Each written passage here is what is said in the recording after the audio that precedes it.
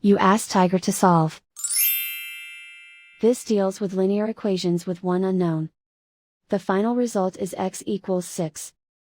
Let's solve it step by step. Simplify the expression. Expand the parentheses. Simplify the arithmetic. Find the greatest common factor of the numerator and denominator. Factor out and cancel the greatest common factor. Group all constants on the right side of the equation. Add 20 to both sides.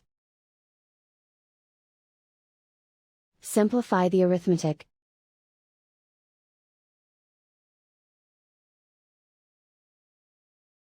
Isolate the x. Divide both sides by 4. Simplify the fraction.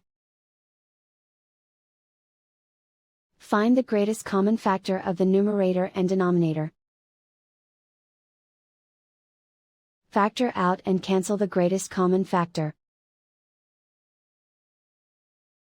And so the final result is x equals 6.